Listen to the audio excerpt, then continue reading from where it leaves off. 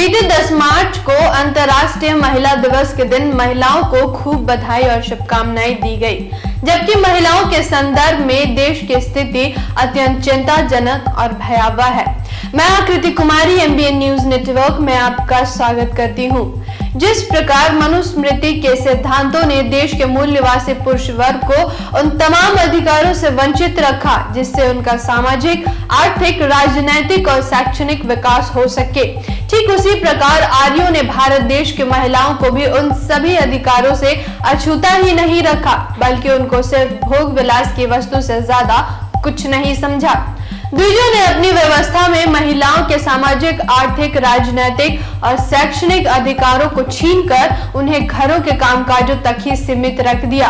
वैसे तो मनुवादी विचारधारा को चुनौती देते हुए महिला वर्ग के कल्याण के लिए मूल निवासी महापुरुषों ने आंदोलन चलाए, जिसमें प्रखर रूप से महामानव गौतम बुद्ध, राष्ट्रपिता ज्योतिबा फूले और माता सावित्रीबाई फूले का नाम शीर्ष में आता है।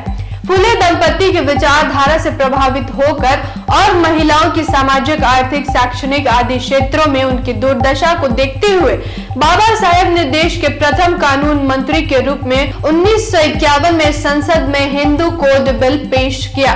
बाबा साहेब ने इस कानून के तहत भारत की बेटियों की मजबूती के लिए ऐसा खाका तैयार किया जिसमें विवाह, तलाक, संपत्ति आदि तमाम मुद्दों पर अधिकार देने की बात की गई।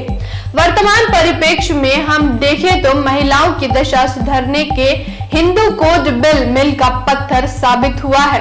हालांकि बाबा साहेब के लिए यह बिल पास करवाना आसान नहीं था, क्योंकि इस बिल का विरोध मनुवादी विचारधारा के लोग खुलकर कर रहे थे, जिससे पंडित नेहरू ने भी इस बिल को मंजूरी देने से इनकार कर दिया था।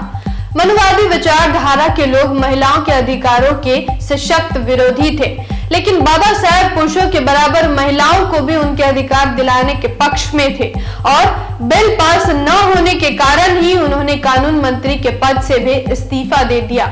डॉक्टर अंबेडकर का मानना था कि यदि महिलाएं संगठित हो जाएं, तो समाज को सही दिशा देने में अपना अहम योगदान दे सकती हैं। वह भारत की शिक्षा व्यवस्था को बेहतर बनाने के लिए महिलाओं को शिक्षित करने पर जोर देते थे। वे नारी शक्ति, संघर्ष, साहस, त्याग और बलिदान से भली भांति परिचित थे।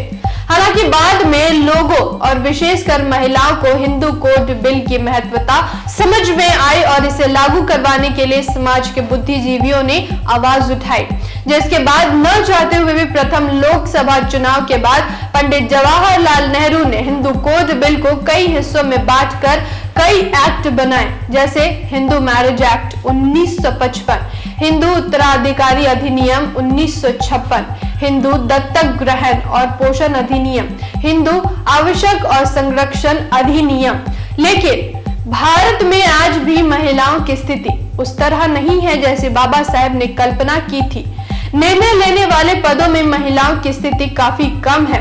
अंतर्राष्ट्रीय महिला दिवस के एक कार्यक्रम में मुख्य न्यायाधीश NV रमना ने कहा, मुझे लगता है हम अभी भी अपनी न्यायपालिका में महिलाओं का कम से कम 50% प्रतिनिधित्व सुनिश्चित करने से बहुत दूर है। कानूनी पेशा अभी भी पुरुष प्रधान है, जिससे महिलाओं का बहुत कम प्रतिनिधित्व है।